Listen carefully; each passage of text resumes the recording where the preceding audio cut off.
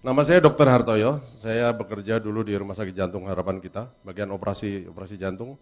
Dan sekarang saya bekerja di Rumah Sakit Mitra Keluarga Bekasi sebagai dokter anestesi. Proargi adalah arginin. Dalam siklusnya arginin kemudian dipecah menjadi citrulline dan di situ memproduksi NO, nitric oxide. Nitric oxide ini sangat populer sekali sekarang di dunia critical care. Ya, sedang banyak dibicarakan dan itu sangat populer. Efeknya banyak sekali. Dulu pertama kali 25 tahun yang lalu saya sudah menggunakan nitric oxide. Tapi nitric oxide-nya itu diberikan dengan alat ventilator atau mesin napas. Digunakan pada bayi yang aspirasi mekonium, yang tersedak kotoran bayi yang keluar ke dalam ketuban yang hijau itu biasanya paru-paru tidak bisa berfungsi. Digunakan nitric oxide.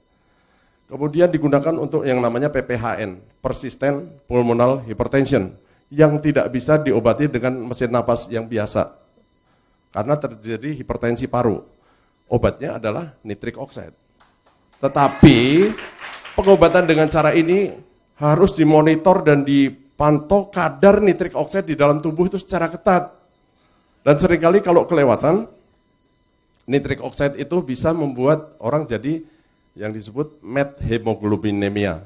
HB-nya nggak bisa ngikat darah, nggak bisa ngisi oksigen karena terjadi methemoglobinemia. Nah, kalau yang endogen, tubuh itu mempunyai satu autoregulasi.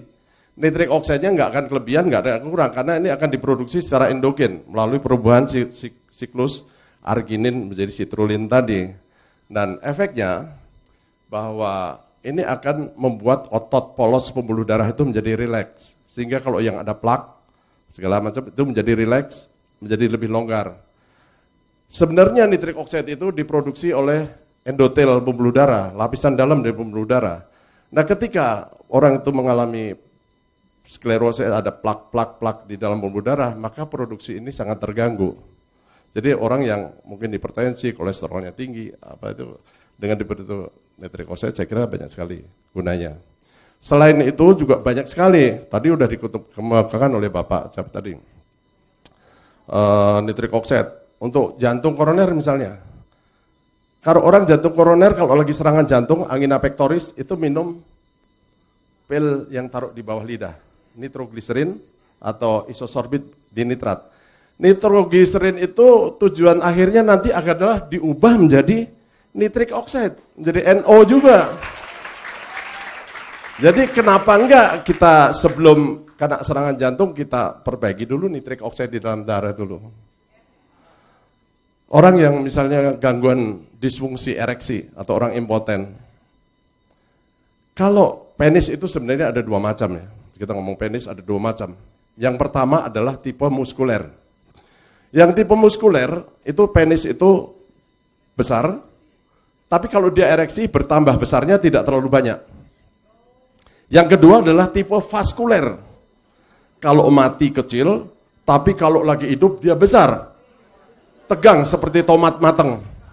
Nah, yang tipe vaskuler ini, kenapa dia menjadi tegang? Karena corpus cavernosum di dalam pembuluh darah di dalam penis itu terisi.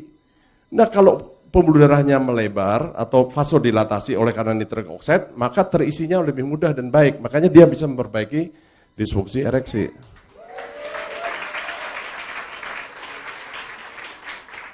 Untuk otak dan saraf, nitric oxide adalah suatu neurotransmitter.